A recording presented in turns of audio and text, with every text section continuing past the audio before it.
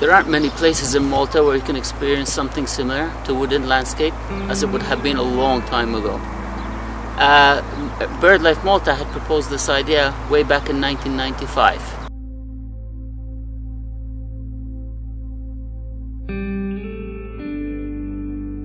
Together with sponsors and organizations, we have been working on this project to restore and reforest the area on some slopes just above Ghadira Nature Reserve.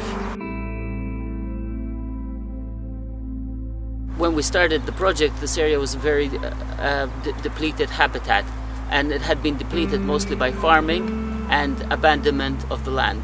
Here we had to improve by stopping the erosion. There was a lot of erosion going on, and of course by planting thousands and thousands of saplings and shrubs to stop this. In 2004 we started planting with the help of many school children who had sponsored the trees and also were giving us a hand to plant the trees themselves. And this encourages the children to see the fruit of their work, because within years now they can actually see a forest developing, and they can be part of it. They can say, I was part of that forest, and this helps a lot. Since 2004, 11 years have gone by. We've managed to plant, instead of 2,000, we're up to 21,000 trees and shrubs in this area. As the forest matures, obviously it's going to attract a lot more birds and species to this area. Since I've been working here, I have already seen this happening, and it's truly amazing to see the different types of insects and wildlife which has moved into the area already. I have to point out that all the trees and shrubs which we have planted are native to the Mediterranean. They are either still growing in Malta or grew at one time in Malta. So what we are doing, we are also bringing back some of those trees back into the countryside. Trees such as the western strawberry tree, which is extinct in the wild. We've managed to replant it here and it's flourishing. We've also planted well over 500 Sandara gum trees, which are the national tree of Malta. We've planted thousands of Aleppo pines. But trees are not just everything. You have to provide shrubs.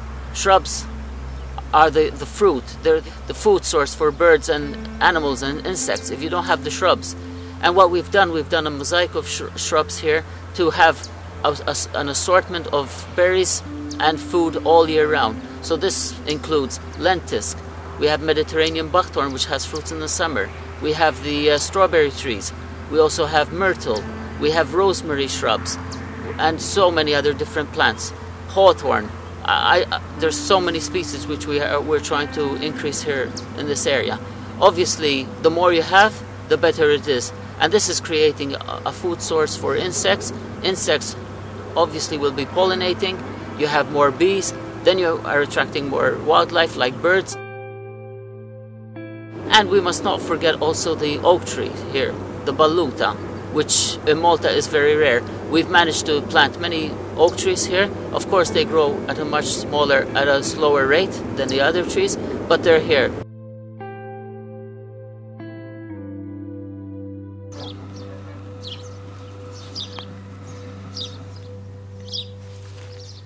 I strongly recommend people to come and enjoy this area.